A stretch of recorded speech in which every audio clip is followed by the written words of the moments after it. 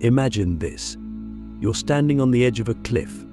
Below you lies a swirling abyss of darkness, fear, and everything you've spent your life avoiding. It's not just a metaphor. It's the place where your deepest fears live. Now, wouldn't it be incredible to not only face that abyss, but to step into it willingly, to confront it head-on and come out stronger, transformed? That's exactly what Carl Jung's psychology is all about. And in this video, we're going to dive into how his ideas can help you face your deepest fears. Guaranteed. But before we go any further, let me ask you something. What are you most afraid of? Maybe it's a failure. Maybe it's rejection. Or maybe it's something much deeper, something you've never even dared to name. Jung believed that fear isn't just an obstacle, it's a messenger. And if you listen closely enough, it can guide you to the truth about who you really are. This isn't just self-help fluff. This is a psychological framework rooted in over a century of exploration into the human psyche. Stick with me, because by the end of this, you'll never look at fear the same way again. Jung's work revolves around the idea of the shadow. He defined it as the part of ourselves we repress, reject, and deny. It's like a box where we shove all the parts of ourselves we don't want to deal with. But here's the kicker. The shadow doesn't go away just because you ignore it. In fact, the more you suppress it, the more power it gains over you. It shows up in your life as anxiety, self-sabotage, and even nightmares. And the only way to deal with it is to confront it. As Jung famously said, one does not become enlightened by imagining figures of light, but by making the darkness conscious. Click subscribe to this channel to get more insights into human psychology.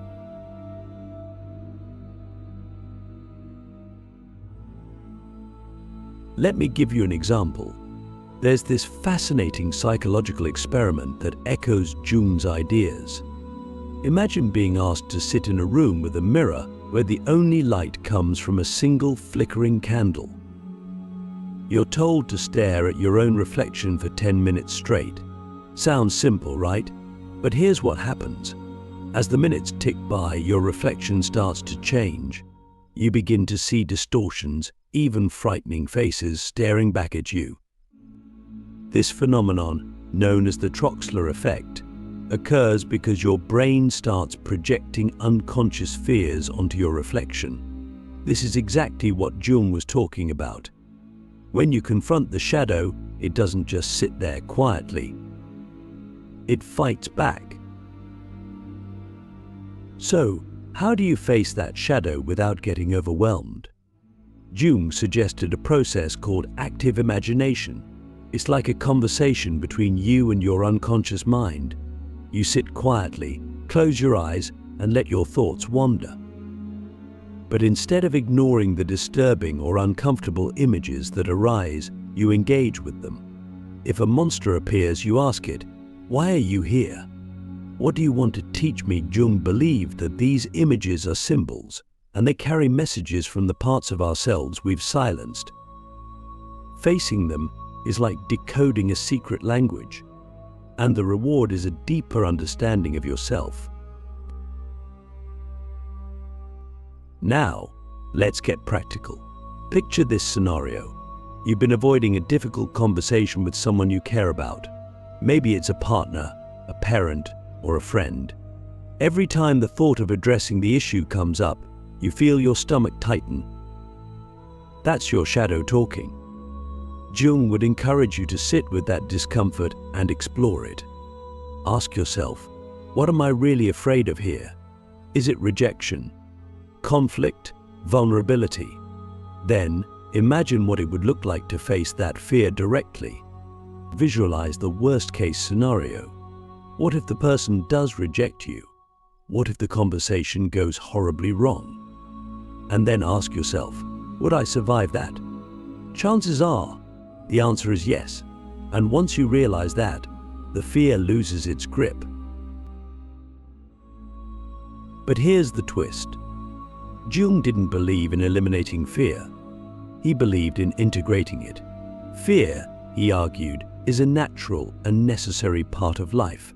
It's how we grow. Think about it. When was the last time you truly grew as a person without being at least a little bit scared? Jung would say that the goal isn't to be fearless. It's to become so familiar with your fears that they no longer control you. And that brings us to what Jung called individuation, the process of becoming your true self. He described it as a kind of psychological alchemy, where you take the raw material of your fears, desires, and contradictions and transform it into something whole. Let's talk about one of Jung's most powerful ideas, the archetypes. These are universal symbols that live in our collective unconscious, the part of the mind we all share as human beings. One of the most relevant archetypes for facing fear is the hero. Think about every great hero's journey you've ever heard.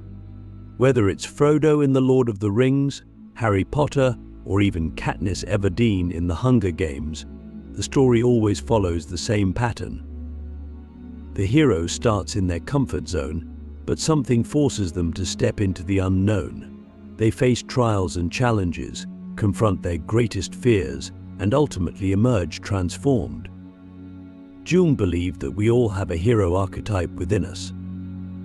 And when we face our fears, we're essentially living out our own hero's journey. But here's the thing, the hero doesn't always win. Sometimes they fail. And that's okay. Jung would argue that failure is just another step on the path to growth. He once wrote, "There is no coming to consciousness without pain. It's a tough pill to swallow, but it's also liberating, because it means that every time you face a fear and stumble, you're still moving forward. You're still growing." So, let me ask you again, what are you most afraid of? Take a moment to really think about it. And then ask yourself, what would it look like to face that fear? What could I learn from it? Because here's the truth. The only way out is through. And the more you run from your fears, the more power you give them. But when you turn around and face them, something incredible happens. You realize that the thing you were so afraid of isn't as big or as scary as you thought. And in that moment, you reclaim your power. Now that we've set the stage with Carl Jung's concept of the shadow and the hero's journey, we're going to dive even deeper. Because here's the thing, facing your fears isn't just about confronting what's obvious. It's about venturing into the unknown. And if you're willing to do that, you'll uncover parts of yourself you never knew existed. This process is as terrifying as it is transformative, but trust me, it's worth it. Let's revisit the shadow for a moment. Jung believed that the shadow isn't just the bad parts of us, it's also where our untapped potential lives. Think about that for a second. Everything you're afraid of about yourself, everything you've been told is unacceptable or unworthy, could actually be the key to your greatest strengths. Jung put it this way, the gold is in the dark. Let me explain. Imagine a young artist who is incredibly talented but paralyzed by fear. Every time they sit down to create, they hear a voice in their head that says, "You're not good enough. No one will ever care about your work. Why even try?" And that voice is their shadow. It's the part of them that's been shaped by years of criticism, rejection, and self-doubt. But if they dig deeper, they might discover that the same shadow holding them back is also the source of their creativity. The fear of failure, the fear of being seen, that's where the gold is. Because when they push past it, they tap into a well of raw, unfiltered emotion that makes their art powerful and unique. Jung believed that we all have this inner gold, but most of us are too afraid to dig for it. Why? Because it means confronting the parts of ourselves we don't like. It means admitting that we're not perfect, that we have flaws and fears and desires we'd rather not acknowledge. But here's the paradox.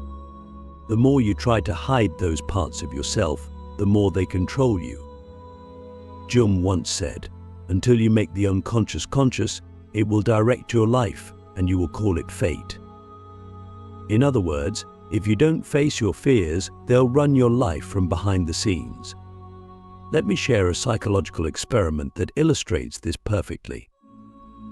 In the 1970s, psychologist Daniel Wegner conducted a study where participants were told to sit quietly and think about anything they wanted, except a white bear. If the thought of a white bear popped into their minds, they had to ring a bell. What do you think happened? The participants couldn't stop thinking about the white bear. The more they tried to suppress it, the more it dominated their thoughts. This is known as the ironic process theory, and it's exactly how the shadow works. The more you try to avoid your fears, the more they show up in your life. So, how do we stop running and start facing our fears? Jung believed the answer lies in integration. This means accepting every part of yourself, the good, the bad, and the ugly, and bringing it into the light. But integration isn't just a mental exercise. It's an emotional and even physical process. It requires you to feel your fear, to sit with it, and to let it teach you what it needs to teach. This is where practical tools come in. One of the most effective tools Jung recommended is journaling. But this isn't your regular Dear Diary kind of journaling. It's about having an honest conversation with your shadow. Start by writing down your biggest fear. Be as specific as possible. Don't just say, "I'm afraid of failure." Ask yourself, what does failure look like to me? What would it feel like? What am I really afraid of losing? Then, take it a step further. Imagine your fear as a person sitting across from you. What would it say to you? What would you say back? This might feel strange at first, but it's incredibly powerful. Because when you externalize your fear, you take away some of its power. It's no longer this overwhelming force. It's something you can interact with, understand, and eventually integrate. Another tool Jung emphasized is dream analysis. He believed that our dreams are a direct line to the unconscious mind. Have you ever had a nightmare so vivid that it stayed with you for days? Jung would say that's your shadow trying to get your attention. Instead of brushing it off as just a bad dream, try analyzing it. Write down everything you remember, even the smallest details. Then ask yourself, what symbols stand out? How did I feel during the dream? What might my unconscious mind be trying to tell me? For example, if you dream about being chased, it could symbolize something in your waking life that you're avoiding. The key is to approach your dreams with curiosity, not judgment. Let's get back to the hero's journey for a moment, because there's a crucial part of the story we haven't talked about yet: the ordeal. This is the moment when the hero faces their greatest challenge. The dragon, the villain, the abyss. It's the turning point, the place where everything is on the line. Jung believed that we all experience our own ordeals, and they often come in the form of crises. Maybe it's the loss of a job, the end of a relationship, or a health scare. These moments force us to confront our fears in a way we can't avoid. And while they're painful, they're also opportunities for growth. Jung once wrote, "In all chaos there is a cosmos, in all disorder a secret order." What he meant is that even in the darkest moments, there's a hidden purpose. The chaos is what breaks us open, what forces us to see parts of ourselves we've ignored. But here's the catch. Most people don't make it through the ordeal. They get stuck in the fear, the pain, the chaos. They turn away instead of pushing through. And that's why so many people live unfulfilled lives. They never reach the other side of their fears. So, how do you make it through the ordeal? Jung believed that the key is to find meaning. When you're in the middle of a crisis, it's easy to feel like everything is falling apart for no reason. But Jung would argue that there's always a reason. You just have to look for it. Maybe the end of a relationship is teaching you to value yourself. Maybe losing a job is pushing you to pursue a passion you've been ignoring. The meaning isn't always obvious, and it's not always what you want it to be. But it's there. And when you find it, it gives you the strength to keep going. Let me share a quick exercise you can try. Think about a fear or challenge you're facing right now. Write it down and then ask yourself, what could this be teaching me? How could this be helping me grow? Don't worry about finding the right answer. Just see what comes up. This exercise isn't about solving the problem. It's about shifting your perspective so you can see fear as a catalyst for growth, rather than just an obstacle. Fear is a universal experience. No one escapes it. But Jung's psychology teaches us that fear isn't the enemy. It's a guide. It's the thing that points us toward the parts of ourselves we need to heal, the lessons we need to learn, and the person we're meant to become. So, let me ask you again, what are you most afraid of? And what would it look like to face it, not with the goal of defeating it, but with the goal of understanding it? By now you're starting to see that fear is not something to be conquered, but something to be understood, something to be integrated into your life as a guide. But here's where things get even more fascinating. Jung believed that the process of facing your fears and integrating your shadow doesn't just transform you personally. It has the power to change the way you interact with the world. The work you do inside yourself ripples outward, affecting your relationships, your decisions, and even your destiny. Let's talk about projection. Jung was adamant that one of the biggest barriers to self-awareness is our tendency to project our fears onto other people. Have you ever noticed how easy it is to point out someone else's flaws while ignoring your own? That's projection. Jung described it as the process of unconsciously attributing your own unacceptable traits, emotions, or fears to someone else. For example, if you're deeply afraid of failure, you might criticize others for being lazy or unmotivated. If you struggle with feelings of insecurity, you might accuse others of being arrogant. It's a clever trick your mind plays to avoid dealing with your own shadow, but it comes at a cost. Projection not only damages your relationships, but it also keeps you stuck. Because as long as you're blaming others, you're not looking at yourself. Jung wrote, "Everything that irritates us about others can lead us to an understanding of ourselves."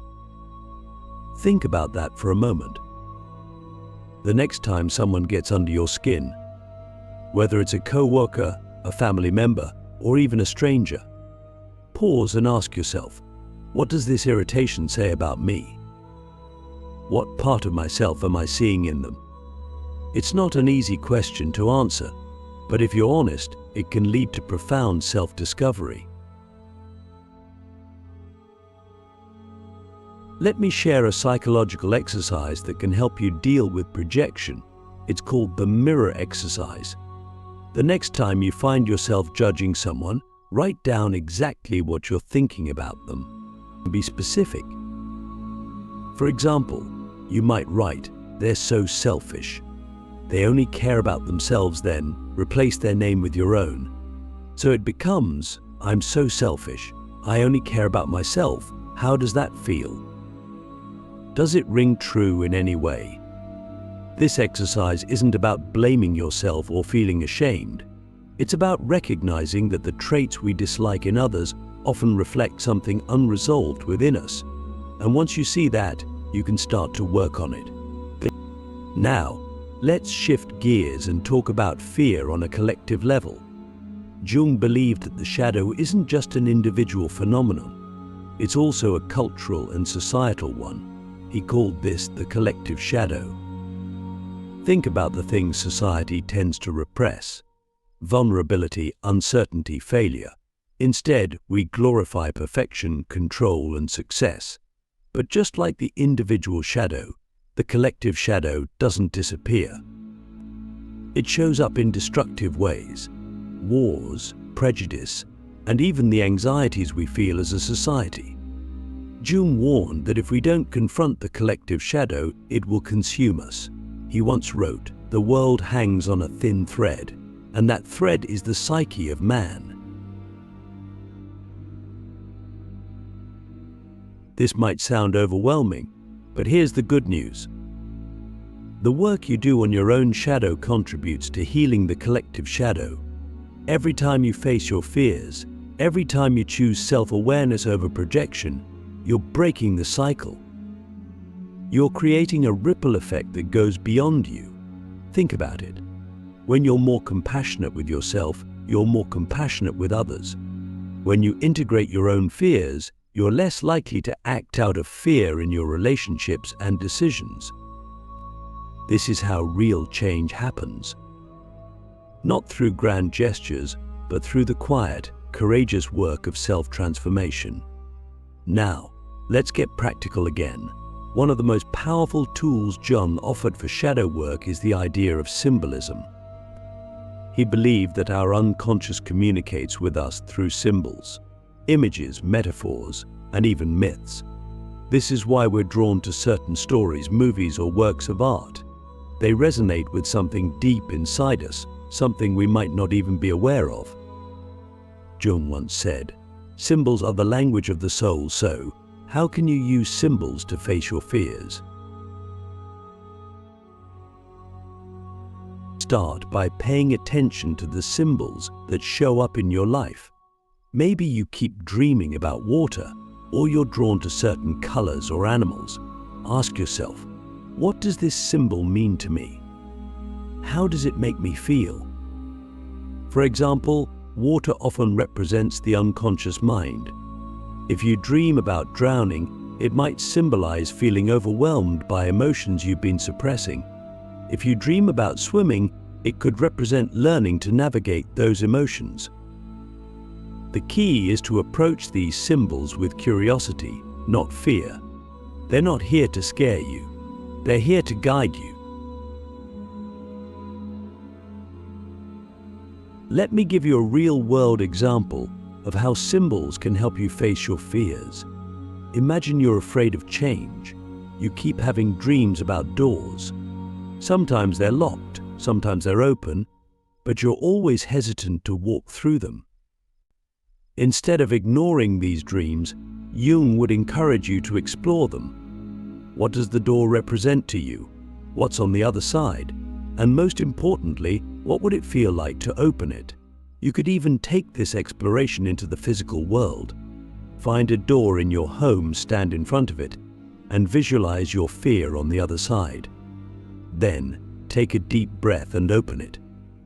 This might seem simple, but symbolic actions like this can have a profound impact on your psyche. Now, let's talk about one of Jung's most famous ideas, the self. This is the part of you that's whole, complete, and unbroken. It's the part of you that exists beyond fear, beyond the shadow. Jung believed that the goal of life is to move toward the self, to become the person you were always meant to be. But here's the catch. You can't reach the self without going through the shadow. It's like a treasure hidden in a cave guarded by a dragon. The dragon is your fear, and the treasure is your true self. Jung put it this way: the privilege of a lifetime is to become who you truly are. So, how do you move toward the self? It starts with self-compassion. Facing your fears is hard work, and it's easy to feel discouraged or overwhelmed. But Jung would remind you that this is a lifelong process. You don't have to confront everything all at once. Start small. Pick one fear, one shadow aspect, and focus on that. Celebrate your progress, no matter how small it seems. And remember, the fact that you're even doing this work is a victory in itself. Finally, let's end with a question. Imagine your life 1 year from now. What would it look like if you faced your deepest fear? How would you feel? What would you gain? Jung believed that the act of imagining a better future can give us the strength to create it. So, take a moment to really picture it. See yourself stepping into the unknown, confronting the shadow, and emerging stronger, wiser, and more whole. Because that's what this journey is all about. It's not about eliminating fear. It's about transforming it. And in doing so, you transform yourself. So, let me ask you one last time. What are you most afraid of? And are you ready to face it?